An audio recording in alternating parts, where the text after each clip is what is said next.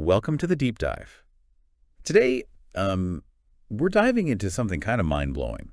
The idea that large language models could actually be, get this, universal computers. It's a claim that really makes you step back and go, wait, are we redefining computer science here? We're talking about the fundamental building blocks, Turing machines. Right, those theoretical models that underpin, well, everything we think of as a computer.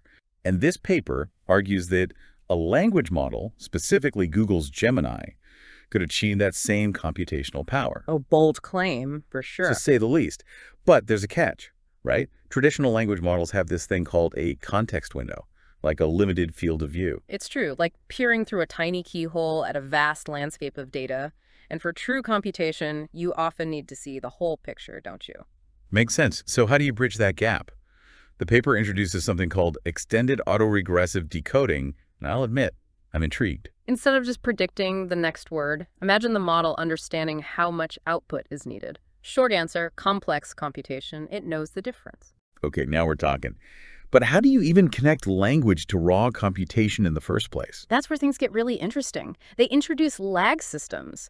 Basically, simple sets of rules for manipulating strings of symbols. You feed in input, apply the rules, and boom, output. You're saying shuffling symbols around is as powerful as a computer. It's all about how you represent information and the rules you use to manipulate it, the very essence of computation. Think of it like a circular cue, a digital merry-go-round of symbols. Okay, my head's spinning a bit, but I'm with you. So we've got these lag systems mimicking computation, but how do we go from there to an actual language model like Gemini? Here's where it gets really wild. They focused on this tiny but mighty Turing machine called the U15 That2. Only 15 states and 2 symbols, yet it can simulate any other Turing machine. So it's like the Swiss Army knife of Turing machines. Small but mighty. Precisely. And they built a lag system that perfectly mirrors the U15-2's every move. Okay, so they translated a Turing machine into a lag system. But how does Gemini understand this new language? Through the power of prompting. They crafted a special prompt, a set of instructions, that teaches Gemini to behave exactly like this lag system, which we know is a mirror image of the U15-2. So by prompting it in the right way, they gave Gemini the blueprint for universal computation. Exactly. And they tested it. They fed the prompted Gemini a series of computational tasks, and it nailed every single one, proving that with the right guidance, a language model can compute anything. This is huge. It's like we've been trying to make toast in a microwave when all along we had a supercomputer in our pocket. But before we get too carried away, how do they actually prove this computational equivalence? That's a bold claim. You're right, a claim that's significant needs solid proof. Essentially, they demonstrated that for every single step a Turing machine takes, their lag system can match it perfectly. It's about proving a one-to-one correspondence. Okay, I'm following. But Turing machines and lag systems seem like such different things. How do you even begin to connect them? They broke it down, element by element. A Turing machine has a tape for memory, a head that reads and writes on the tape, and states that dictate its behavior. Their lag system mimics these elements using its own symbols and rules. So they built a virtual Turing machine inside the lag system, using symbols and rules as building blocks. You got it. Think of the Turing machine's tape as the string of symbols in the lag system, the head's position, mirrored by a special symbol within that string. Okay, I think I'm starting to see the connection. But how do they prove this mirroring works for any computation, not just one example? That's where mathematical induction comes in. Imagine you have a line of dominoes. You want to prove that knocking over the first one will topple them all. Induction is like saying, well, if I can prove any single domino falling knocks down the next one, and I know the first one falls, then the whole line goes down. Ah, the domino effect of proof. So they applied this to the Turing machine and lag system. Exactly.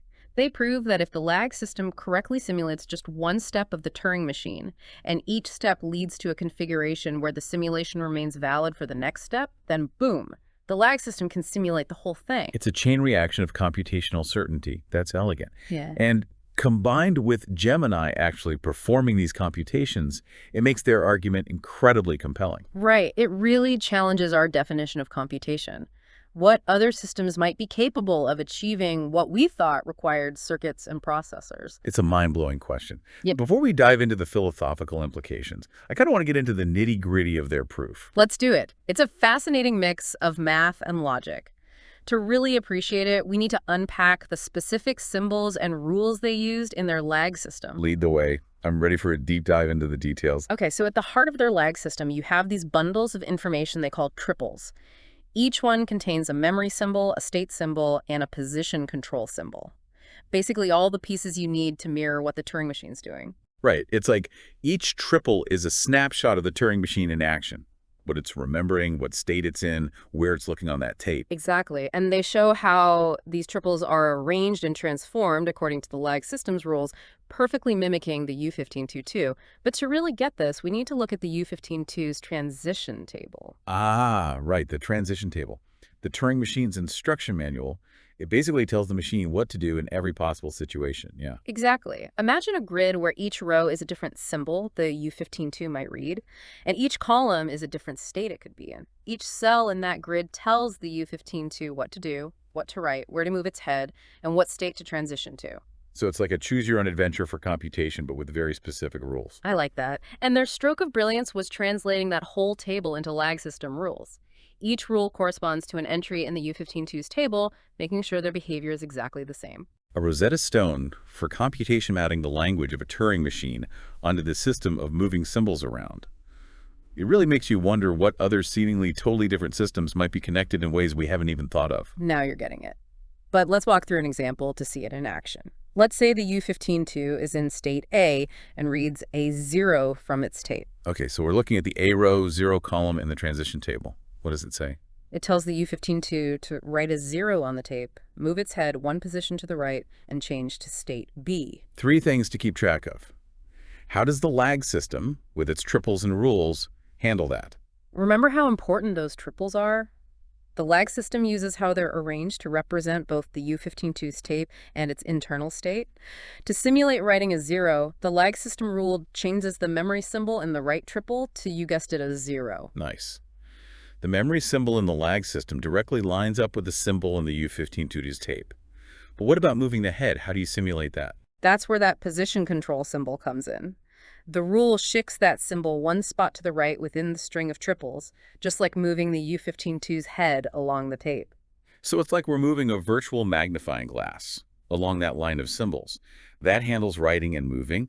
But how does the lag system deal with the U1522's state, changing from A to B? That's the state symbol's time to shine. The rule just changes that symbol from A to B, mirroring the change in the U1522. So each part of those lag system triples plays a vital role, perfectly reflecting what the U1522 is doing.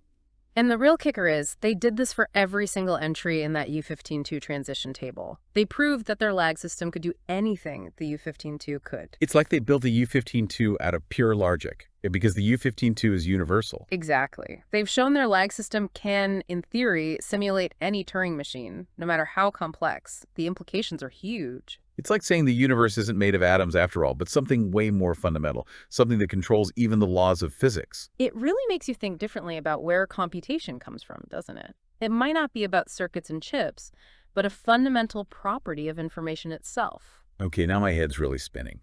But I want to dig into the mechanics of how they actually did this mapping, how they represented the U1522 with this system of symbols and rules. It's beautifully precise.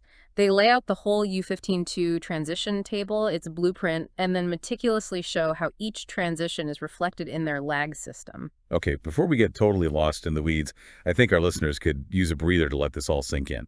We'll be back in a bit to unpack those details. All right, picking back up on this wild ride, it's still blowing my mind that we're talking about simulating a Turing machine with theoretically infinite possibilities, using a system that, at its core, just has a string of symbols. How do you even begin to reconcile that? It's all about clever design and, honestly, a little computational sleight of hand. They trick the lag system into acting like it has an endless supply of those triples, even though it's technically working within a limited space. Okay, now you have to explain this magic trick. Picture this. The lag system's string of symbols, it's like a physical tape, right? Those triples all lined up. And there's a special marker, a delimiter, sitting at the end of the part of the tape that's currently being used. So it's like a virtual end-of-tape marker, even though there's technically more space available. You got it. Now imagine the simulated Turing machine wants to move past this delimiter out into the unknown. That's where a special rule in the lag system comes in, one that's specifically designed for this situation. I knew there had to be a rule for that. What does it do? It essentially creates more space, like extending that tape. It inserts a brand new triple, representing a blank piece of the Turing machine's tape right before that delimiter. So the lag system is adding more triples on the fly as needed. Pretty sneaky. Exactly. But we also need to move the simulated Turing machine's head. Right, that's the second part of the rule. After inserting the new triple, it shifts the position control symbol, which represents the head, to this fresh blank triple. It's like the lag system is saying, don't worry, Turing machine, I got you. More space coming right up.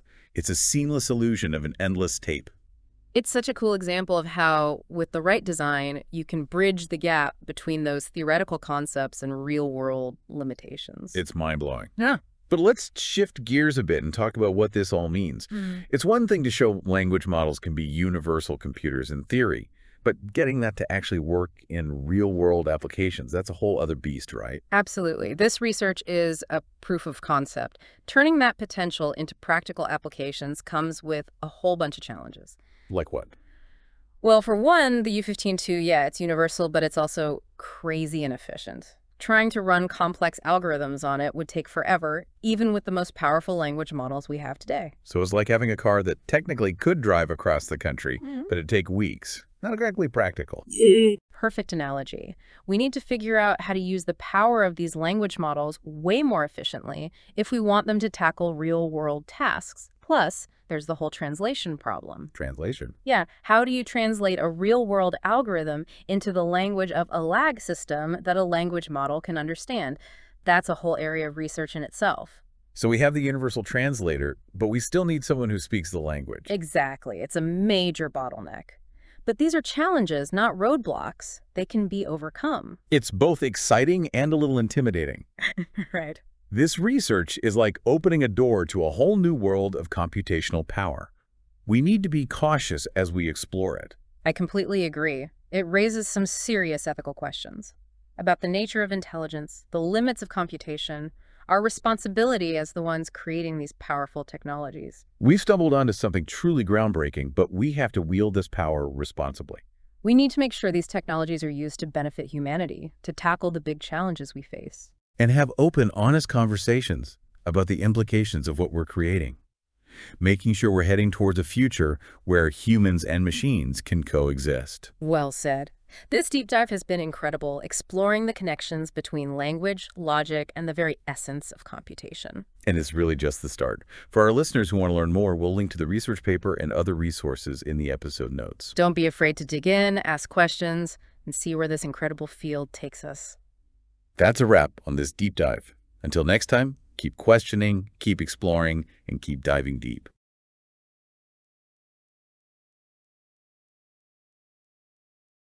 Hey there, deep diver. Ready to dive into something really wild? Today we're taking on large language models, but not just any old topic about them. We've got this research that asks, get this, can language models actually be e-computers? Like not just faking it, but real universal computation. Luckily, expert speakers with us to break it all down. It's a question people have been wrestling with, that's for sure. And this research, it really gets into the nitty-gritty. Okay, so the paper itself jumps right in, calls itself Autoregressive. Large language models are computationally universal. And it starts with this idea of moving beyond next word prediction, which is like what we usually think of with language models. Right? Totally. Like our brains go to predicting the next word, like a superpowered autocomplete. But here's the thing. This research asks, what if the way they do that, this autoregressive decoding, what if that is actually how computers work? Just tweaked. They call it extended autoregressive decoding, and it's like giving the model instructions, not just the sentence. And instead of spitting out words, it gives you like results, like when you run a program on your computer.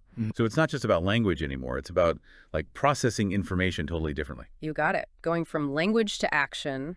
Right. And the way they explore this connection is through something called lag systems. Lag systems, huh? Yeah. Okay, expert speaker, time for you to shine.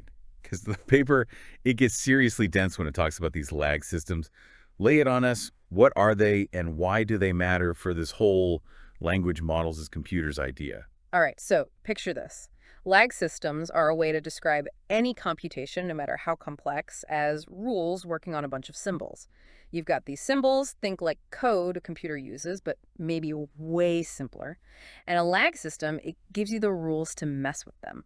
So you match rules to parts of this string of symbols, change the string based on what you matched, and bam, computation. So like a set of instructions, and if you follow them exactly, they can do crazy complex stuff, even if the instructions themselves are super simple. That's it.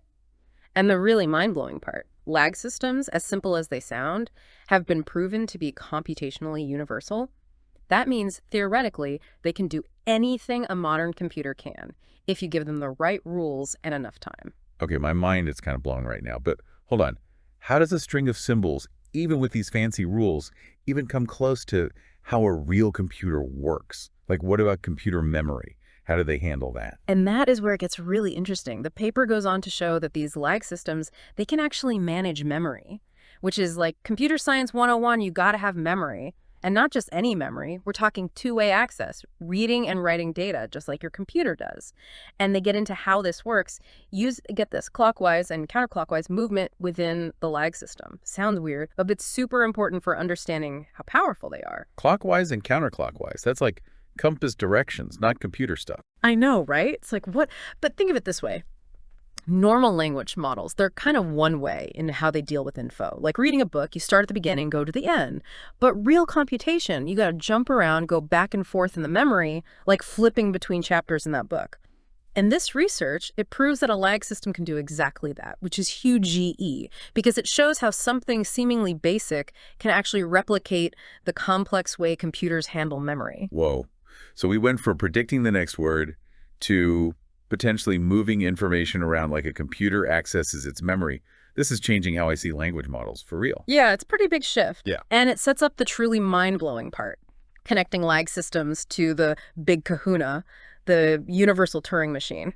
Now, expert speaker, I've dabbled in Turing machines. They're endlessly fascinating. But for those listening who might not know, that's like the theoretical blueprint for A and Y computer, right? Exactly, the ultimate measure of computational power.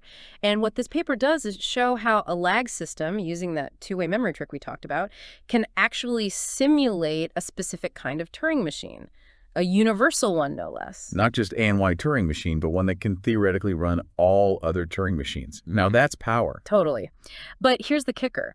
It all comes down to proving that if a lag system can handle this one specific, pretty simple universal Turing machine called U15-2, then it can handle anything. U15-2, is that like a secret code or something? Not quite a secret code, but definitely a VIP in the computer science world.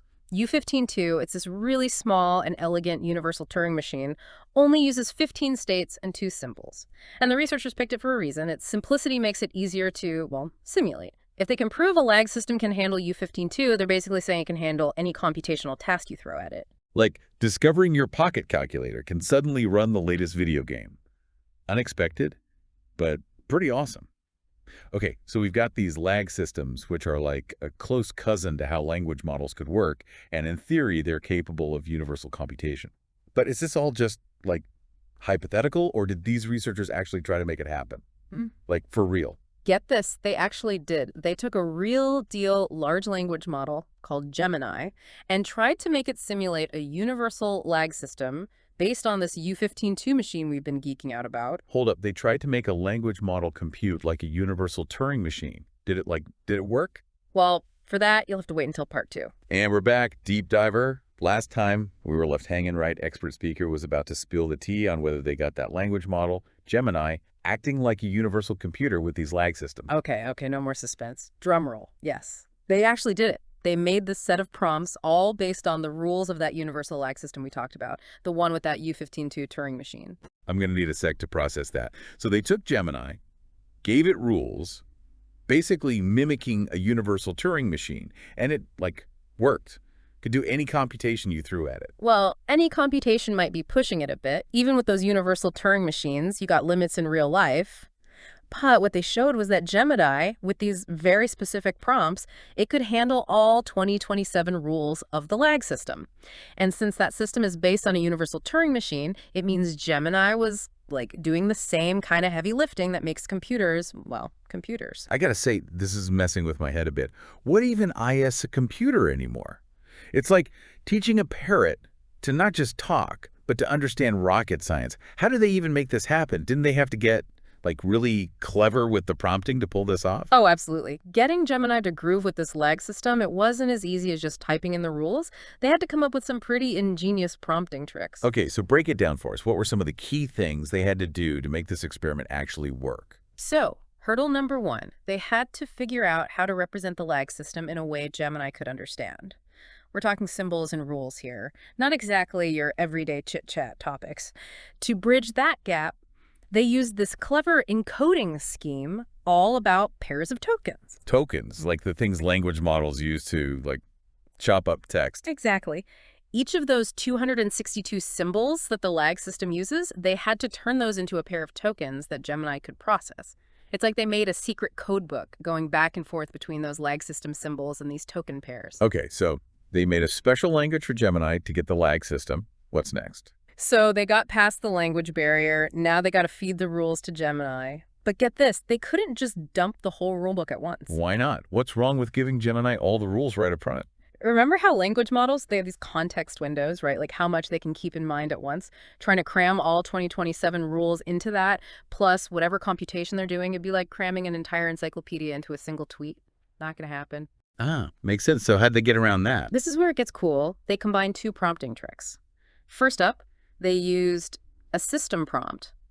Basically, preloading Gemini with all the rules, but in a way that didn't overload its memory. And this is where the second prompt trick comes in. You got it. On top of that system prompt, they used what they called a sliding window prompt. Instead of giving Gemini the whole input at once, they broke it down into smaller bits, like moving a magnifying glass over the data. Oh, interesting. So they showed Gemini a tiny bit of the input with just the right rules from that system prompt and let it do its thing. Exactly. And as Gemini chewed on each chunk, spitting out the output based on the lag system rules, that window would slide over to the next part of the input, like feeding it this super complex problem one bite at a time, making sure it always had the info it needed to apply the rules correctly. So, just to recap, Yeah. they made the lag system speak Gemini's language and then used this combo of prompts to feed it the rules and the input in little digestible pieces. Nailed it. And the crazy part is, it worked. With this setup, Gemini actually did the computations right. It's the first time we've seen, for real, a large language model acting like a universal Turing machine without even tweaking its insides. Okay, you've convinced me this is a big deal. We're not just talking about making things a little bit better. We're talking about maybe changing what computer even means. 100%. The implications are huge. But before we go down that rabbit hole, there's one more thing about this experiment. Okay, so you said it. This is huge. If we can get language models to do universal computation, like, what does that even mean? Where do we go from here? Well, I mean, just think about it. It totally changes how we think about what a compute, even IS we're used to, like hardware, software, all that. But this research, it's saying computation might be more about the process, the information changing, not what's physically doing it. Are you saying our laptops are going to disappear and we'll just be like talking to language models to get stuff done? Whoa, hold on. Not quite. It's not about replacing our computers, but more like expanding what we even think of as computation. This research, it opens up this wild possibility that what these large language models can do, it's not just about like human-like text. They could be a whole new kind of computational tool. Okay, now that is exciting. So instead of just, I don't know, writing poems or translating stuff, we could have language models, like designing new medicines or modeling crazy financial systems. Now you're getting it. Think of all the problems we could tackle. Imagine you just describe a problem, plain English, maybe even show some pictures, and the language model, it just thinks it through and finds the solution. My brain is fried. Mm-hmm. But hold on, if they're already capable of this, in theory, what's the holdup? Why aren't we seeing this stuff everywhere yet? The million-dollar question. Even though we know it's possible to make a language model act like a universal Turing machine, actually using that, it's a whole other ballgame. Like, what's the missing link? What's stopping us from getting there? One of the big ones is control. We got to figure out how to reliably tell these models what we want them to compute, not just, generate text. And as we saw, prompting, giving them instructions in just the right way, it's still in its early days. So it's like we're trying to teach these superbrains to understand us, but we're still figuring out their language. Like, trying to explain quantum physics to a dog using only hand gestures. Yeah, something like that. We've got this powerful engine, but we're still learning how to steer. We got to find better ways to communicate what we want them to compute. So that's where this research leaves us, with a lot of what-ifs and a long way to go. Actually, it's even deeper than that. The researchers, they end on this super thought-provoking note. They say, maybe, just maybe, these large language models, they already know how to compute. It's just we're the ones who need to learn how to ask the right questions to unlock that potential. Wait, hold on.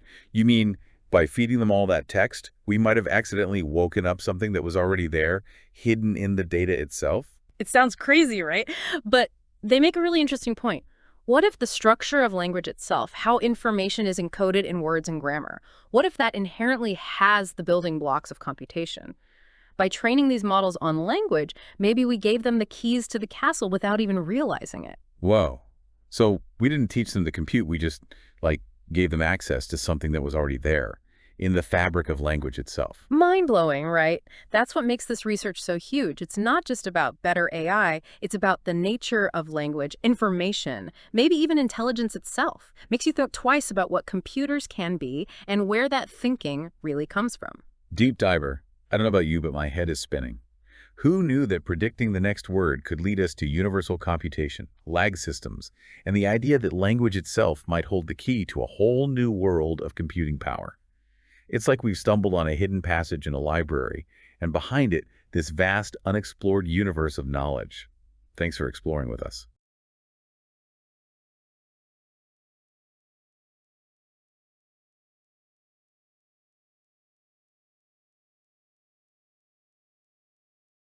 Hey there, deep diver. Buckle up, because we're about to explore a research paper that's making waves, shall we say, in the world of computer science. Big waves, yeah. Yeah, it's Tsunami-level waves, really. Okay, so we're diving into a paper that claims to prove that large language models, those impressive. But let's face it, ultimately, limited text predictors can actually be considered general-purpose computers. Yeah, general-purpose computers, that's what they're claiming. Okay, I'll bite general-purpose computers. Yeah. As in they can do anything your laptop can do, process complex calculations, run simulations, even stream this podcast. That's the claim, and honestly, they lay out a very compelling case for how this is possible, even with all the limitations we typically associate with LLMs. All right, you've piqued my interest. Where do they even begin with this argument? How do you go from predicting the next word in a sentence to performing the complex calculations that power our digital world? Well, it all starts with rethinking how we view LLMs. Instead of seeing them as just these next word predictors, right? The researchers, they're urging us to consider the underlying mechanism for processing information. So we're going beyond the surface level of language and delving into the nuts and bolts of how these models actually work. Precisely. Okay. One key concept they introduce is extended autoregressive decoding. So imagine you have an LLM that can typically only see a certain number of words at a time, like a window into a much larger text, right? Okay. Extended decoding allows the LLM to expand that window, essentially giving it a larger working memory. So instead of being limited to a narrow slice of information, it can now access and process information from much further back in the text. That sounds pretty crucial for tackling more complex computational tasks. Exactly. It's a fundamental shift that allows LLMs to handle longer, more complex inputs and outputs, which is absolutely essential when we're talking about general-purpose computation. That makes sense. But even with this extended memory, how do we bridge the gap between processing language and performing actual computations? This is where I assume things get really interesting. You're right. This is where the paper takes a fascinating turn. They draw a parallel between LLMs and a theoretical model of computation called a lag system. A lag system. I'll confess that rings a bell from my computer science classes, but I wouldn't mind a little refresher. Sure. So in essence, a lag system operates on a string of symbols. Imagine a long chain of characters, kind of like a line of text. Okay. The system has a predefined set of rules that dictate how these symbols can be manipulated, moved, changed, or even deleted based on their position and the surrounding symbols. So it's like having a set of instructions for rearranging and modifying information within that string. It almost sounds like a very basic form of programming. That's a great way to put it. And the key here is that lag systems, despite their simplicity, have been proven to be computationally universal. That means with the right set of rules, a lag system can perform any computation that a Turing machine can. Hold on, a Turing machine. We're going a full computer science theory here. For those of us who might not remember every detail from our college courses, could you give us a quick recap of what makes Turing machines so special? Absolutely. In the simplest terms, a Turing machine is a theoretical model of computation that really forms the foundation of modern computer science. It's essentially a hypothetical machine that can simulate any algorithm, no matter how complex. Think of it as the gold standard for measuring computational power. So if a lag system can simulate a Turing machine, and the researchers are claiming that LLMs can simulate a lag system, then Then logically, LLMs should be capable of simulating a Turing machine, which would mean they are capable of universal computation. that's a pretty bold claim. But the researchers don't just stop at the theoretical level, do they? They actually put this idea to the test. You're right. They took a specific LLM. It's called Gemini 1.5 Pro 001. And using a very carefully crafted set of prompts, they were able to make this LLM successfully simulate the behavior of a universal Turing machine. So they essentially programmed an LLM to act like a Turing machine, proving that with the right instructions, these language models can handle any computational task we throw at them. That's the gist of it. This is a monumental breakthrough because it directly challenges our understanding of what LLMs are truly capable of. They're not just fancy sentence completers, they have the potential to be powerful general-purpose computing machines. Okay, my mind is officially blown. This is huge, E. This changes everything we thought we knew about AI. But before we get ahead of ourselves and start planning for the LLM-powered robot uprising, let's take a closer look at how they actually pulled this off. How do you even begin to translate the complex logic of a Turing machine into something an LLM can understand and execute? That's where things get really ingenious. It all comes down to how they design the prompts and leverage the unique capabilities of LLMs to essentially mimic the functionality of a lag system. Right, I'm all ears. Let's unpack this remarkable feat of computational engineering. Well, first, they had to find a way to represent the essential elements of a lag system within the language of the LLM. So they had to create a kind of code that the LLM could understand, one that would allow it to manipulate information in a way that mirrored the operations of a lag system. Exactly. And they did this by cleverly encoding the string of symbols and the rules of the lag system within the prompts they fed to the LLM. That's incredible. It's like they found a hidden language within the language, a way to communicate with the LLM on a whole new level. It's a testament to their deep understanding of both theoretical computer science and the intricacies of LLM behavior. But there had to be challenges. I mean, LLMs aren't exactly known for their ability to follow complex instructions or maintain precise control over data. Right. You're absolutely right. And one of the biggest hurdles they had to overcome was figuring out how to make the LLM manage data access within its memory in a way that aligned with the sequential nature of a lag system. So it's not just about feeding the LLM the right information, it's about ensuring that it accesses and processes that information in the correct order, step by step, just like a traditional computer program. Precisely. And this is where the concept of data movement within the LLM's memory becomes crucial. Okay, I'm hooked.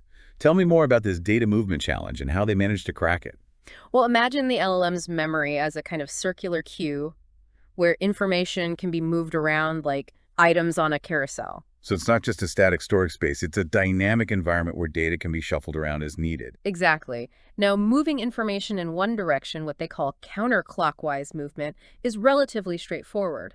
But to truly mimic the behavior of a lag system, they needed to figure out how to achieve movement in the opposite direction, clockwise movement, which is much trickier. Why is that? What makes clockwise movement so much more difficult? Think about it this way. Accessing information in reverse order is one thing, but shifting the entire queue in the opposite direction requires a much more complex coordination of data access and manipulation. So it's not just about retrieving information, it's about changing the LLM's entire perspective on the order and arrangement of that information. Exactly, and the solution the researchers came up with is quite ingenious. They call it a two-timescale message passing scheme. Two-timescale message passing. That sounds intense. What in the world does that mean? Imagine it like having two different clocks running at different speeds within the LLM's memory. These clocks essentially dictate how messages, or in this case data, are passed between different parts of the model's memory. So it's like a carefully choreographed dance of data with different parts of the LLM's memory communicating and coordinating based on these two separate timelines. That's a great way to visualize it. And this intricate dance is what allows them to achieve that crucial clockwise beta movement, essentially giving the LLM the ability to manipulate information in its memory with a level of precision and control that was previously thought to be impossible. This is truly groundbreaking stuff. They've essentially found a way to bridge the gap between the theoretical world of Turing machines and the practical reality of working with LLMs. But I have to ask, what are the broader implications of this discovery? If we can harness the computational power of LLMs in this way, what does it mean for the future of computing for artificial intelligence, for humanity itself? That's the million-dollar question, isn't it? And while it's still early days, the potential applications of this research are staggering. We're talking about the possibility of LLMs revolutionizing everything from scientific research and drug discovery to software development and creative arts. But before we dive headfirst into that rabbit hole of possibilities, let's take a closer look at some of the finer details of how the researchers achieved this remarkable feat. You're right, we've covered a lot of ground, and I think our listeners could use a moment to process everything we've discussed so far.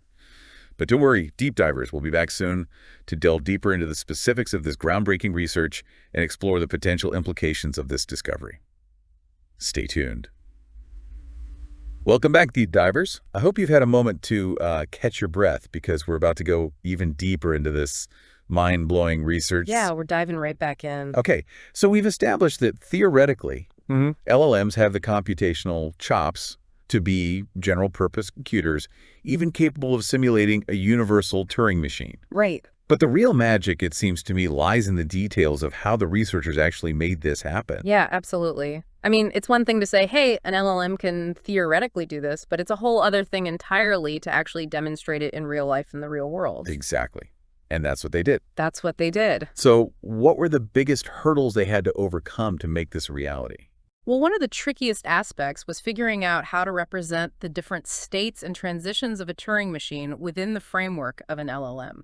Okay, so back to Turing machines for a second. Can you remind us what these states and transitions are and why they're so important? Absolutely. Imagine a Turing machine as a simple machine with a head that can read and write symbols on an infinitely long tape. The state of the machine refers to its internal configuration at any given moment, kind of like its current mode of operation, if you will. The transitions are the rules that dictate how the machine changes states and what actions it performs based on the symbol it reads on the tape. So the states determine what the machine is thinking, and the transitions determine how it acts based on what it sees on the tape. You got it. And these states and transitions are the heart of what makes a Turing machine so powerful.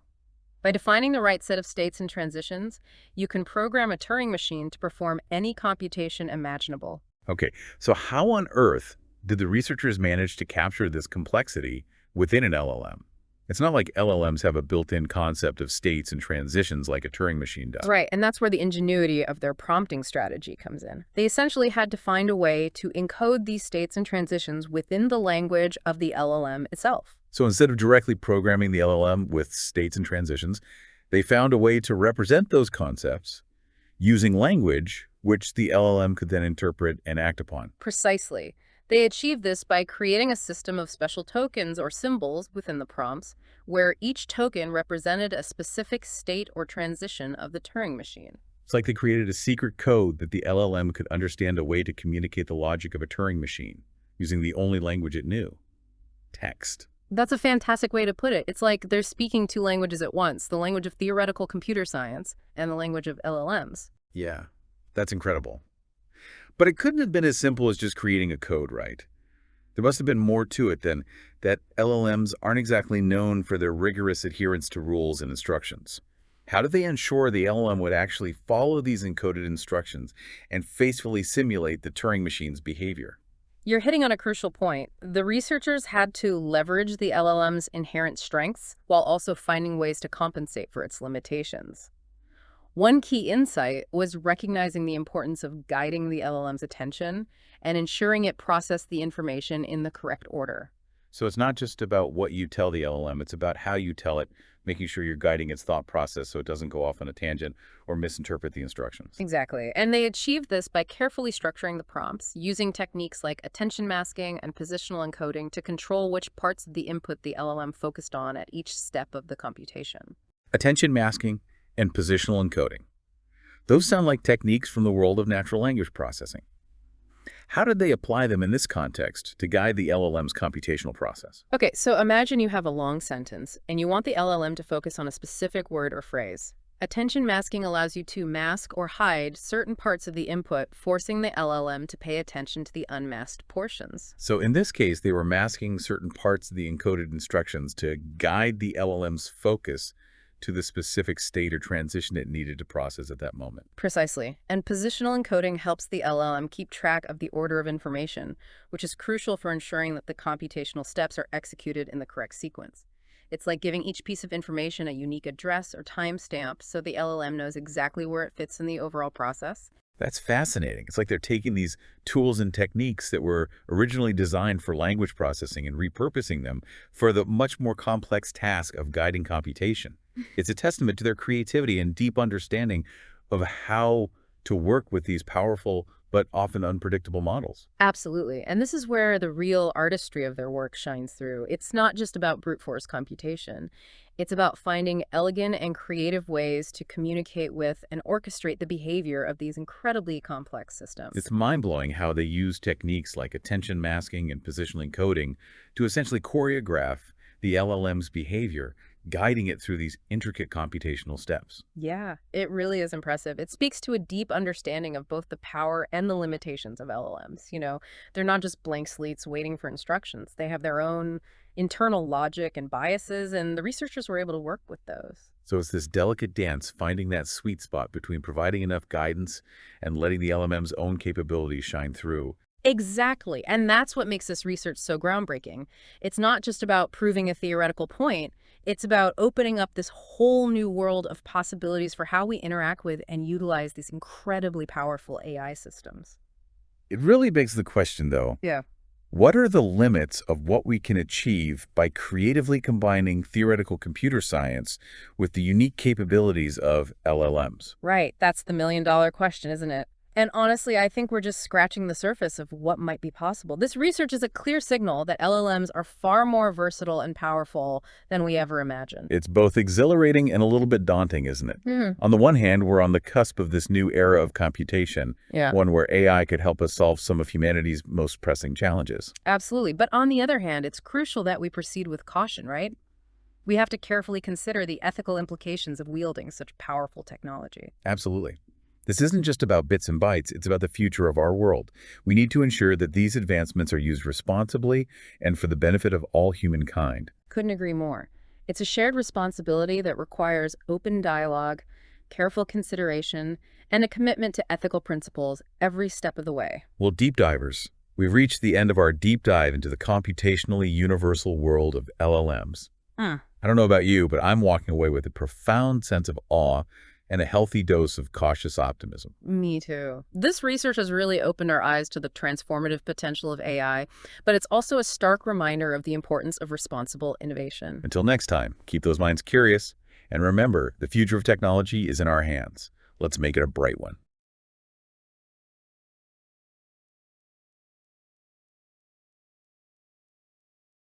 Hey everyone, and welcome back to the Deep Dive. We're going to be diving into a paper today that's really causing a stir. It's a doozy for sure. Autoregressive large language models are computationally universal. Catchy, right? Yeah. But basically what they're saying is these language models, the ones everyone's talking about, they might actually be, get this, full-blown computers in disguise. Bold claim, no question. To really grasp how big this is, we need to step back for a second, rethink how we see language models, and honestly, even computation itself. Right, so level set for us. When I think language model, I'm thinking predicts the next word in a sentence. You start typing the quick brown fox, boom, it knows its jumps before you even finish. Exactly. That's next token prediction. It's what they're known for, right? But this research, it argues that's just the tip of the iceberg. They're saying with a little tweak, they call it extended autoregressive decoding. But don't get hung up on that. Point is, these models can do way more than just the next word. Extended autoregressive decoding, huh? Sounds a little dense. It is a bit, yeah. But picture it like this. It's like giving the model a longer attention span, right? Instead of one word at a time, it can look at a huge chunk of text. Bigger picture. So it's seeing the whole chessboard, not just the one square in front of it. Bingo. And with this extended view, it can do something pretty wild. simulate any computational process, just like your regular computer. Hold up, are you saying like my phone, which can barely run all my apps at once, could theoretically do what a supercomputer does, just by using a language model? That's the implication, yeah. Although we're a long way off from that actually happening. But the researchers here, they found this way to connect these super powerful language models to, it's a theoretical model of computation called a lag system. Okay, lag system. Now you've officially lost me. Can we back up? What even is that? It's an older idea, actually, it goes back to the 60s, but it's a good tool for understanding the limits of what computers can do, fundamentally.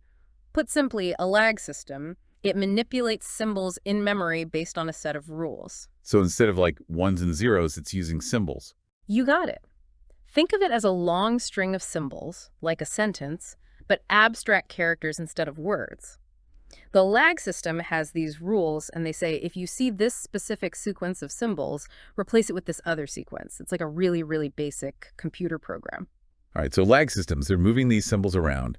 Language models, obviously, they're good with, well, language. Yeah. So where's the connection? That's the brilliance of this research right there. They showed that the way a language model operates under this extended autoregressive decoding, it's shockingly similar to how a lag system works. It's almost like these models used in this way become a kind of lag system. Wait, so tweaking how we use the language model, we can turn it into this abstract computational machine, this lag system. Exactly. And this is where it gets really, really interesting. Because lag systems, as simple as they seem, they're what's called computationally universal. Computationally universal, meaning? Meaning they can, theoretically, perform any computation that a Turing machine can.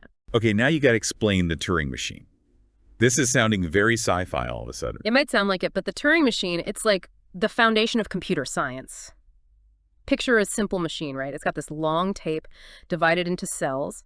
The machine can read and write symbols on the tape, one cell at a time. Sounds pretty basic. It is, but here's the thing. With the right instructions, that Turing machine can perform any calculation you can imagine. It's like the gold standard for computable. So what you're saying is, because this research shows a language model can act like a lag system, and a lag system can act like a Turing machine, then logically, a language model can act like a Turing machine. You got it. And that is a truly mind-blowing claim. It is. It really is. Yeah. So how did they actually prove this whole connection? Language models, lag systems, all that. Do they just like theorize, or did they actually try? Oh, they tried it. They didn't just talk the talk. They put it to the test, used a real language model, Google's Gemini. Okay, so they took this, what is it, super powerful language model, and what made it do math problems or something? How do you even test that? It's a little more involved, right? Remember how we said lag systems use those rules to manipulate the symbols? Well, they basically created the special system prompt for Gemini. Think of it like a set of instructions, but specifically telling it, act like a lag system with these exact rules. Okay, so they didn't like reprogram Gemini or anything. You just gave it instructions and it just knew what to do. Exactly.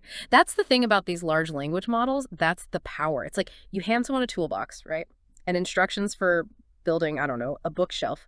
The tools matter, the instructions matter, but it's the person's ability to understand and follow them. That's what determines if you get a bookshelf. And in this case, Gemini, it could follow those instructions. It acted like a lag system. Yes. And not just any lag system. It acted like what's called a universal lag system.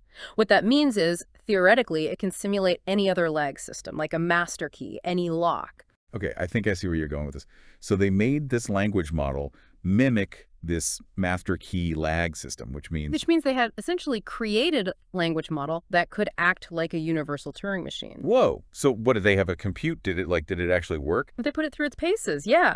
Fed it computations based on this universal lag system, and drumroll, it worked. No way. A language model actually doing calculations like my calculator app, but bigger. Somehow. It did. I mean, sure, these were relatively simple computations in the grand scheme of things, but the fact that it could do them at all, huge. It's like, think about the first airplane. Maybe it was a short, bumpy flight, but it proved something. Something revolutionary was possible. This is incredible. So does this mean, like, someday we could all be writing software, doing crazy math, just by talking to our computers? That's the million-dollar question, right? As groundbreaking as this is, gotta remember, early days still. We're barely scratching the surface here. So next steps then, where do we go from here? Oh, so many paths to explore now. First off, we got to see if other language models can do this. Gemini's amazing, sure, but just one example. Need to see if this whole computationally universal thing, if it holds up across the board. Makes sense. What else?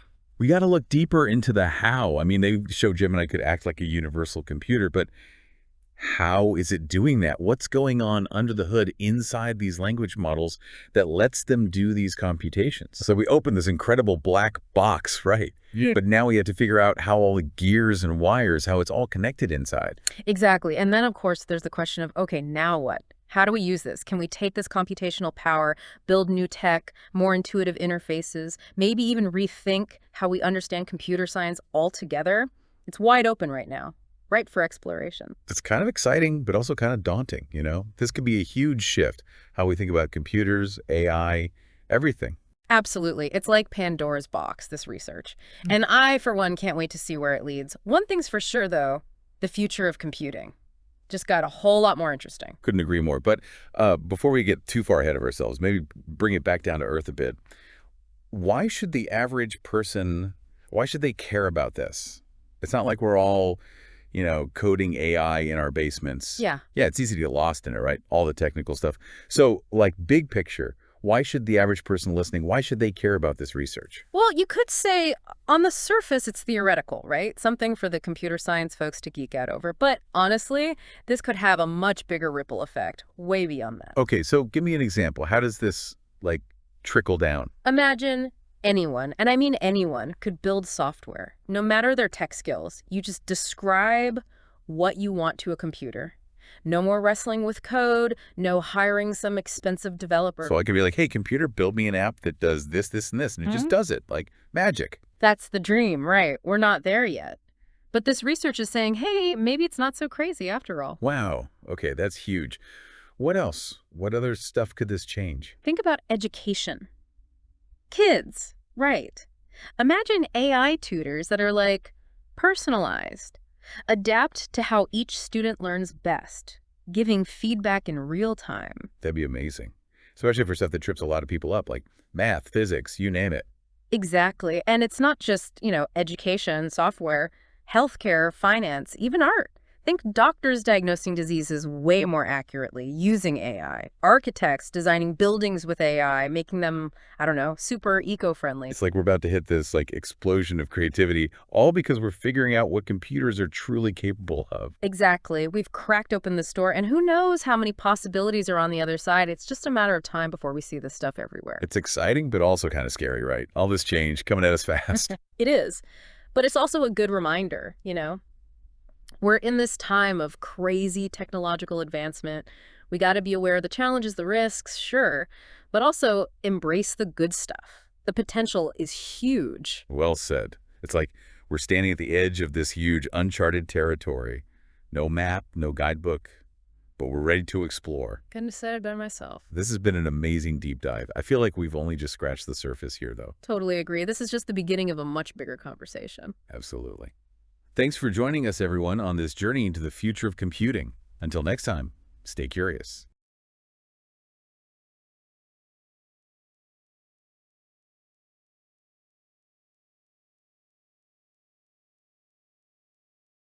Ready for a mind bender? This deep dive is going to really make you think. We're talking about whether large language models can actually compute. And I mean really compute, not just writing poems or whatever, but like the kind of stuff you need a supercomputer for. It really makes you think differently about what computation even is, Can something that's supposed to predict the next word in a sentence really be compared to a machine that crunches numbers and runs algorithms? That is the question. And this research paper we're looking at today, they're making a big claim. They say that large language models, when you use them in a specific way, can be computationally universal.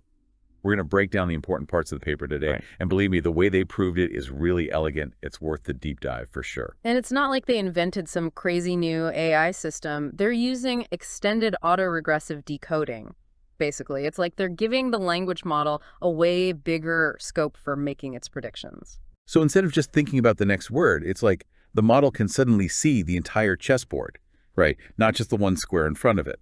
But how do we get from predicting text to, say, calculating pi out to 1,000 digits. That's where things get super interesting. The paper connects this extended autoregressive decoding idea to something called a lag system, which is a surprisingly simple model for computation. Imagine like a string of symbols, and there are these set rules for how you change the string. So it sounds kind of simple, like a game with symbols almost. It does sound simple, but the thing is, if you have the right rules, these lag systems, they can be Turing complete. Yeah. And that's a really big deal when it comes to how powerful something can be computationally. Okay, so for anyone listening who might not be totally up to date on their computer science lingo, can you explain what Turing complete actually means? Basically, it means a system can simulate any computational process. So your laptop, a supercomputer, even a theoretical machine made of those symbolic strings we were talking about, they can all, theoretically, do the same types of computations given enough time and resources. I'm seeing the connection here. Language models acting like these surprisingly powerful lag systems. Right. And the paper takes it even further. They actually prove that a language model, when you use it with this extended autoregressive decoding, can act exactly like a lag system. They even lay out specific rules based on a known universal Turing machine that could, in theory, turn a language model into a universal computer. Wait, hold on. Are you saying we can, like, give specific rules to a language model, a system that's supposed to be learning patterns on its own? Kind of. The way they do it is really clever, actually. They encode these rules within a specific prompt, basically, giving instructions to the language model. But these instructions are written as text, not as code. So instead of the model magically understanding how to compute on its own, we're figuring out how to, like, speak our computational goals in a way it understands. You got it. It's actually a really elegant way to think about it. The researchers tested all of this using something called the Gemini 1.5 Pro 001 language model. And to do this, they made a special prompt, which they called Gemini. This Gemini prompt basically translates the rules of a universal lag system into the language that the model is trained on. And when you say language, you mean like the sequence of tokens that the model is trained on. Exactly. What's really wild is that it actually worked. When they used Gemini and extended autoregressive decoding, Gemini was able to accurately simulate a universal lag system. So we've basically got a language model acting like a universal Turing machine. That's huge. Right. It's a super important finding, especially when you consider that they did this all with one prompt, no changes to the way the model itself is built or the data it was trained on. Yeah. It really makes you wonder, though, if they can do that with just a prompt, what else could these language models be capable of? Like, what if we used even more creative prompts, or if we interacted with them in completely new ways? Oh, the possibilities are mind-blowing when you start thinking about it like that, this research. It's like we've stumbled onto a whole new way of thinking about computation, the line between language, learning, logic. It's getting blurrier all the time. Speaking of blurred lines, the paper gets really into the weeds with this lag system idea and how it connects to a language model. It's pretty wild. Oh yeah, it's a wild ride for sure. They had to figure out a way to take the workings of a Turing machine, which usually involves a read-write head moving on this infinite tape, and represent that within the limitations of a language model, which only deals with sequential input and output.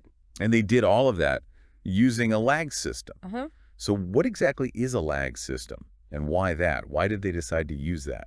Well, a lag system, like we talked about before, it's a more, I guess you would say, abstract and bare bones way of thinking about computation. Compared to a Turing machine, at least, it still captures that same idea of taking an input, processing it step by step, using rules, and then spitting out an output. But you don't have those physical limitations of a tape and a head and all of that. It's like a simplified but equally powerful version of a Turing machine. So instead of physical head moving along a tape, it's like, what? The symbols themselves are shifting around in the string. Yes, exactly. And that's really important, that abstraction, because it lets them bridge that gap between the physical world of a Turing machine and the symbolic world that a language model works in. Okay, I'm with you so far. So they have this lag system that basically embodies computation in a different way. Yeah. But how do they actually get the language model to, understand and then actually execute the rules of the lag system? That's where the real cleverness comes in. They figured out a way to encode the entire state of that lag system. So the symbols, the rules being used, everything into a format that the language model could actually process as text. So they're basically creating a textual representation of a computer program. And the language model can then read that representation, understand it, and run it. Exactly. And they didn't just stop at representing any lag system. They went even further and proved that they could represent a universal lag system, meaning it can simulate any Turing machine. There's that universality concept again. So it's not just solving one specific problem. It has the potential to tackle any computational problem we could throw at it. You got it. By showing that a language model could run a universal lag system, they were also showing that it could, in theory, run any Turing machine. And that right there is the heart of their claim about how computationally universal large language models can be. Okay, my brain is starting to feel a bit like that infinite tape we were talking about. A little overloaded, to be honest. I hear you. This isn't exactly light reading material. Even for people who work with computer science all the time, the stuff is dense. Maybe we should break down their encoding scheme a little more and talk about the lag system itself. Yeah, I think seeing how they actually mapped these, abstract ideas onto a language model would be super helpful for understanding all of this. Where do we even start with something like that? Let's start by taking apart the structure of a lag system. So remember, they have a set number of rules, and each rule has two parts, a context and a production. So the context is what the system looks at to decide which rule to use, and then the production is what the system actually does when that rule is applied. It's basically like an if this, then that kind of thing. That's a great way to put it. Now, in this specific proof, they were working with a type of lag system where the context was only 2 symbols long. So it's like the system has a very narrow view, like looking at a picture through, I don't know, a straw or something. That's a perfect analogy. And based on those 2 symbols, it picks a rule, applies it, which changes the string. Then it shifts its focus to the next 2 symbols, and then the process repeats. I can see how this could get really complex really fast, but I can also see how it relates back to how a language model reads text. Or like that 2-symbol context is kind of like the limited context that the model uses normally. And applying a rule is kind of like when the model generates the next word. You're making some great connections there, but there's a little bit of a difference here because we're not working with words directly in a lag system. It's all these abstract symbols. So the researchers had to find a way to represent these symbols and the rules too, using the language model's existing vocabulary. That's where their encoding scheme comes in, right? Oh. Translating this lag system stuff into something the language model can understand. You got it. They did this by mapping each symbol in the lag system to a unique pair of tokens from the language model's vocabulary. Hold on. Why 2 tokens for 1 symbol? Why not just do like a one-to-one thing? Good question. There are 2 main reasons they used pairs of tokens. The first is that it gives them way more unique symbols to play with. Think about it. If the vocabulary has, say, 50,000 tokens, by using pairs, they can represent 2.5 billion unique symbols. That's 50,000 times 50,000. Wow. Okay, so it's all about expanding how much the system can express. Right. And the second reason is that using token pairs gives them more flexibility when they're designing rules. They can make rules that don't accidentally mess with the language model's natural tendency to create text that actually makes sense. So by choosing their token pairs really carefully, they lower the risk of the model accidentally triggering a rule just because of the patterns of the language. So they're kind of like, I don't know, sneaking these lag system rules into the language model's brain without messing with its ability to understand language at the same time. That's a great way to put it, honestly. This whole encoding scheme is fundamental to their whole proof. Okay, so that's how they deal with the symbols. But what about the rules? How do they encode those? They actually used a pretty similar method for the rules. So remember, each rule has the context, which is 2 symbols, and the production, which is 1 or 2 symbols. They encoded each rule as a sequence of token pairs. First, the token pairs representing the context, and then the ones representing the production. It's like they're writing down the rules of the lag system as these coded messages that the language model has to decode. Exactly. And then, get this, they take all these encoded rules and they stick them all together into one massive prompt, which is what they call Gemini, and they feed that whole thing to the language model. And that's it. The model reads this big prompt of coded rules, and boom, suddenly it knows how to simulate a universal lag system. Well, it's not quite that instantaneous. Remember, extended autoregressive decoding? That comes into play here in a big way. Oh, right. The model needs that wider view, that bigger picture, so to speak, in order to understand what those rules actually mean and then how to actually use them. Yep. It's not just about seeing the rules, it's about using those rules to guide how it generates text. And this is where things get really meta. Meta how? I'm intrigued. Well, think about it. Now, The language model isn't just creating text based on language patterns, right? It's creating text that's actually a representation of a lag system running.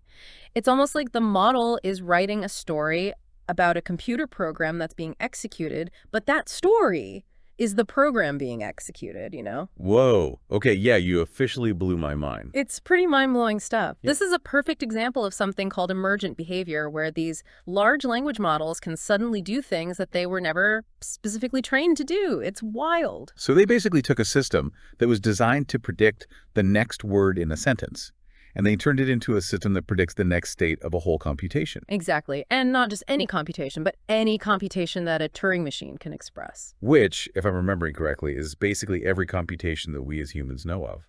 That's right. This research opens up a ton of possibilities.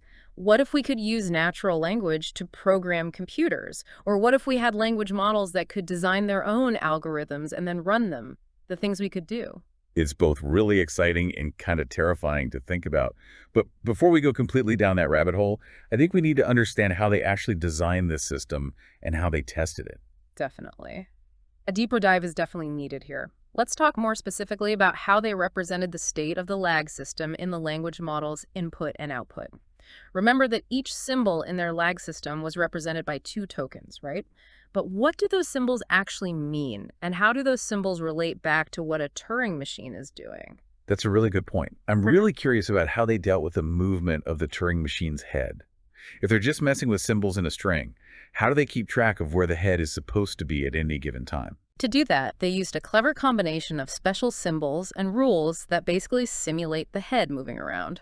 We should probably take a closer look at their encoding scheme here, I think. Yes, let's do that. Let's get down to the nitty-gritty. All right, so let's do this. In their lag system, they couldn't just represent the data that would be on a Turing machine's tape, right? They also had to represent what state the Turing machine was in at that moment and the position of the head.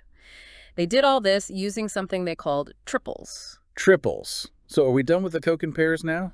Not quite. Just remember that each symbol in their lag system is still represented by a pair of tokens. A triple, in this case, is just a sequence of 3 symbols, which means it's really 6 tokens in total. Okay, I'm with you. So Right. what do these triples represent? Each triple represents one cell on the Turing machine's tape. The first symbol in the triple is the data that's stored in that particular cell. For this Turing machine they were using, called the U15-2 machine, that data could be a 0 or a 1. Makes sense. One element for the data? What about the other 2? So the second element in the triple, that one represents what state the Turing machine is in at that moment. This particular U15-2 machine has 15 different states it could be in, so they had to have a way to represent all of those. So it's like a little flag that tells you what the machine is currently doing. Okay, what about the third element? The third element of the triple. Now, this one is the most interesting one, I think. This is the one they used to simulate where the Turing machine's head was. Okay, here we go.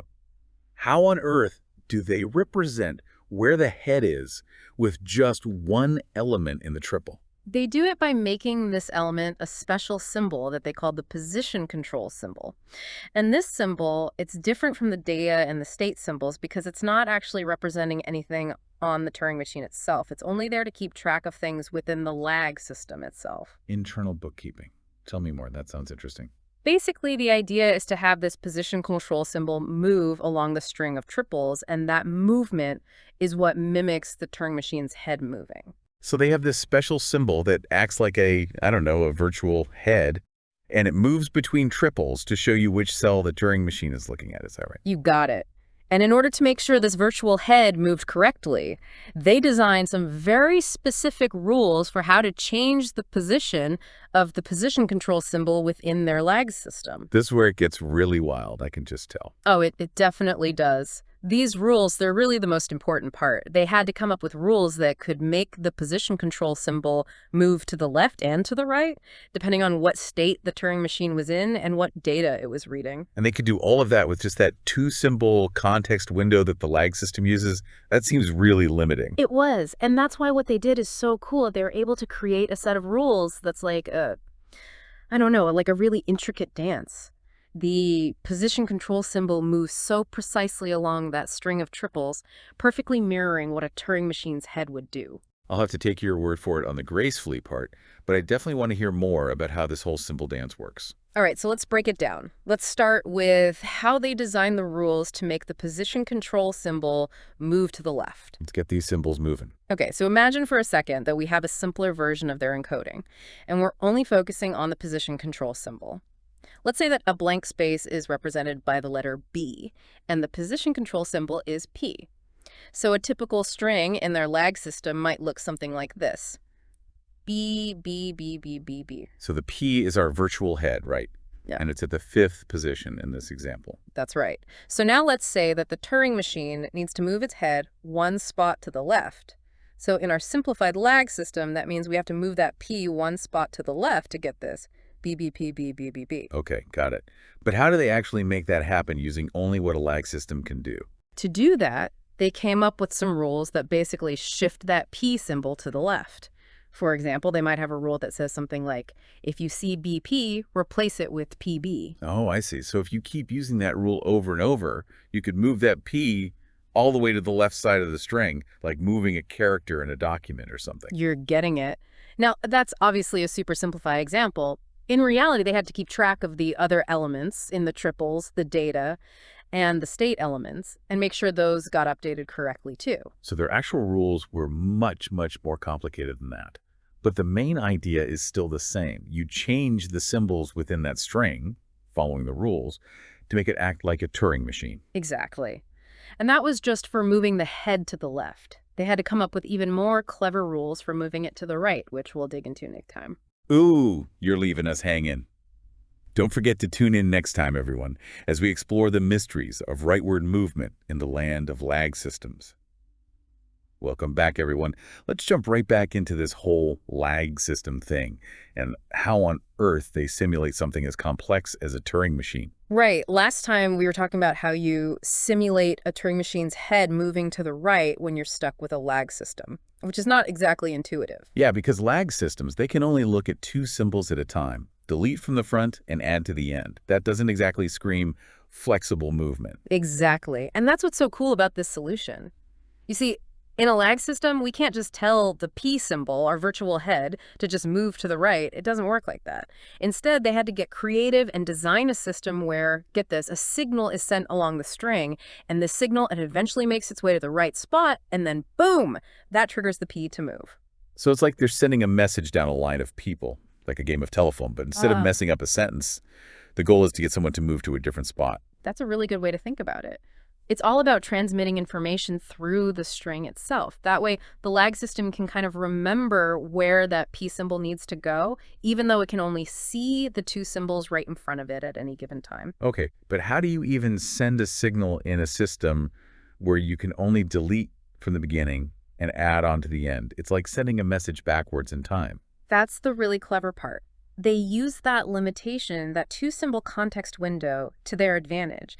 They made rules that could actually transmit information along the string, but just one step at a time. So each pair of symbols is like a little messenger passing the signal down the line. Precisely. They created these special symbols that are like little pulses that travel through the string with each step the lag system takes. And those pulses, they carry the information about where the virtual head should move. Yes. Imagine this. The Turing machine needs to move its head to the right. So what the lag system does is it sends out a pulse from wherever the P symbol is at that moment. So the pulse starts at the P and then travels to the right. Well, not exactly. Remember, a lag system can only add stuff to the end, right? It can't just insert something directly to the right of the P. So what they did is they made it so the pulse actually goes to the left all the way around the string until it gets to the spot to the right of where the P started. Hold on. That seems completely backwards. It's like flying all the way around the world to get to the house next door. It does sound a little crazy, but that's the beauty of it. They took advantage of the fact that the lag system kind of works in a loop. And by doing that, they could simulate the head moving right, even though the pulse itself is actually moving left. Okay, I think my brain is starting to understand this circular logic, but I'll admit, it's a bit of a workout. It definitely makes you think differently. The important thing is that they managed to encode the very idea of rightward movement into how this lag system works, even though the way the lag system operates is linear. Okay, so the pulse travels left, loops all the way around the string, and then it gets to the right of the P symbol. Then what happens? When the pulse reaches the right spot, it triggers a different set of rules. And those rules are the ones that actually move the P symbol to that location. So the pulse is like a little marker telling the P where it needs to go. Yes. And then once the P symbol has moved to the right place, the pulse is like, okay, my job here is done, and it deactivates itself, ready for the next time the Turing machine needs to move its head to the right. Wow. This is unbelievably intricate. I can't even imagine trying to design something like this, let alone actually proving that it will always work correctly for any possible thing a Turing machine might need to do. It's an amazing feat, that's for sure. It just goes to show you how powerful these lag systems can be, even though they seem so simple at first glance. And to think, they're simulating all of this inside a language model. It's like building an entire computer inside another computer using just words and clever manipulation of symbols. That's exactly what it is. And remember, they didn't just simulate any lag system, they simulated a universal lag system. Right. We talked about that a little bit earlier, but it's worth mentioning again. This means their language model isn't stuck just running one specific program. It can, in theory, run any program that can be expressed as a Turing machine. That's huge. Exactly. And as we've already talked about, that basically covers every single program that we as humans know about.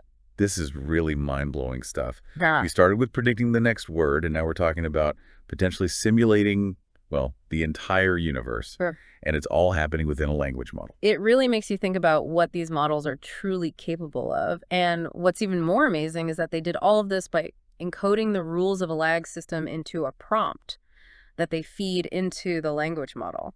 I think it would be really helpful to dig into how they actually designed that prompt and what it looks like, you know? Yes, absolutely. Their prompt, which they creatively named Gemini, is basically a textual representation of this whole universal lag system. It has every single rule of the system, all encoded using that token pair method we talked about earlier. Exactly. It's like they wrote an entire rule book, but in the language that the language model understands.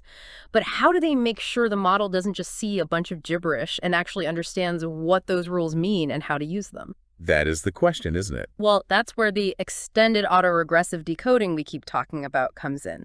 Because they let the language model look at a wider context of the text, they're essentially letting it actually read and interpret these encoded rules. So the model isn't just memorizing the rules, it's using them to guide how it creates new text. Precisely. Yeah. When you use extended autoregressive decoding, the model doesn't just predict the next word based on language patterns anymore.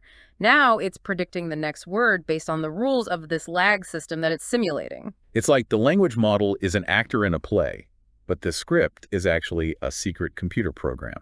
That is such a great way to put it. It shows you how these language models can do things that go way beyond what they were trained to do. It's amazing. It's both exciting and a little scary to think about. Okay, but let's get back to the prompt itself. What does Nevenai actually look like? Is it just a random jumble of token pairs, or is there some kind of structure to it? Oh, it's definitely not random. They put a lot of thought into how they designed it, I can tell you that. They had to make sure it had all the rules needed to simulate the entire universal lag system. And importantly, those rules had to be encoded in a way that the language model could actually understand and use. It's like they wrote a computer program, but instead of code, they used the language of token pairs. And by doing that, they unlocked the language model's hidden computational powers. Exactly. To really get what this prompt looks like, think back to those rules we talked about for moving the position control symbol to the left.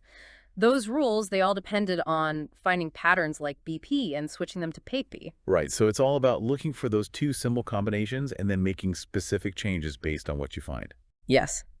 And their prompt follows that exact same principle. They encoded each rule as a series of token pairs. First, the context, which is those two symbols, and then the production, which is what you change it to. So a rule that's like, if you see BP, replace it with PB, would become what? 4 token pairs? One for B, one for P, another P, and then B? You got it. Okay. They did that for every single rule in their universal lag system. So you end up with this really long and carefully crafted sequence of token pairs. And that's their Gemini prompt, a giant list of all those encoded rules. Basically, yeah. It's like a massive lookup table that the language model can use to find the right action to take for any given two-symbol combination it encounters. That prompt must be insanely long, though, right? I mean, if they're encoding hundreds, maybe thousands of these rules, that's a ton of token pairs. It is a pretty massive prompt, but remember, they're using large language models, and these models can handle a lot of text as input. It's what they're made for. To make things even more efficient, they used a trick called sliding window prompting, but I think we should save that for next time because it's a pretty important part of this whole thing. Ooh, another cliffhanger. Uh, You're killing us. Guess everyone will have to tune in next time to find out about this sliding window technique. you won't want to miss it. It's the final piece of the puzzle. It's how they managed to actually simulate that whole universal lag system within the limits of what a language model can handle. Back again for the final part of our deep dive. We're about to uncover the grand finale of this whole can language models really compute mystery. And last time, we left off with this massive prompt, Gemini, chock full of encoded rules, ready to transform a language model into a universal computing machine. The big question was, how do you actually use this massive prompt? You can't just dump the whole thing on the model and cross your fingers. Exactly. Even the smartest language models have their limits, but the researchers, they're clever. They used something called sliding window prompting. Sliding window. Okay, so are we imagining like a tiny little window moving across this huge Gemini prompt, showing just a tiny bit of it at a time? You got it. And that window, it can only see a very specific amount of the prompt at once, just enough to cover two of those special token pairs we talked about, the ones that represent the two-symbol context that's so important for the log rules. So the model is meticulously reading this rule book, but it's laser focused, right? Just looking at those two symbols at a time to find the right instructions. Yes. It's all about finding a match. When the model sees a match between what's in the window, that two-symbol context, and the current state of the computation, that's when it knows what to do. It applies the production part of that rule, the part that says what to do. So what does it look like when the model applies the production? What's actually happening there? Basically, it generates a new set of tokens representing one or two new symbols, and then those new tokens get added onto the end of the input string. So the model is going through this Gemini rulebook step by step, right? It's looking through its little window, matching contexts, applying rules, generating outputs. It's like a tiny little computer program is running inside the language model. That is a great way to describe it. And here's the amazing part. Every time the model does this, that window slides over by one symbol pair, just like a Turing machine's read-write head moving along the tape. It's really mind-blowing how they took something as complex as universal computation and captured it all in this little moving window. It really is. It's a testament to how powerful abstract thinking can be. And of course, encoding things in a clever way. They managed to boil down this complex Turing machine to a much simpler lag system with its symbol manipulations, and then they translated all of that into a language that a language model can understand. It's incredible. So just to be 100% clear for our listeners, are we saying that they've basically proven that a language model with the right prompt, like Gemini, that extended autoregressive decoding and this sliding window trick can act like any Turing machine? That's exactly what they're saying, and they proved it, theoretically speaking, at least. What this means is that these language models, they have the potential to do any computation that a regular computer can do. Wow. Makes you really rethink what these language models are capable of, right? Yeah. They're not just good for word games. They could potentially solve any computational problem we can throw at them. The possibilities are endless. Think about it. What if we could program computers just by talking to them, using natural language, and then the language model could take those instructions and write the actual code? That would change everything about how we use computers. And it's not just about making things easier either. Imagine these language models designing their own algorithms, coming up with solutions to problems that we as humans could never even think of. The future is both terrifying and exhilarating. But of course, with great power comes great responsibility, right? We need to be really careful about how we develop and use these systems. We have to make sure they're used ethically and for the benefit of everyone. We started with what seemed like a pretty simple question.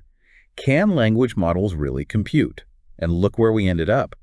This deep dive took us through possibilities, challenges, and some pretty deep philosophical questions about the nature of computation and maybe even intelligence itself. And honestly, this is probably just the tip of the iceberg. These models are only going to get more advanced. Who knows what incredible discoveries are waiting for us? Absolutely. And to all our listeners out there, here's our takeaway for you. As we move further into this age of AI, stay curious, keep asking questions, and never stop exploring what's possible. Until next time, keep on diving deep.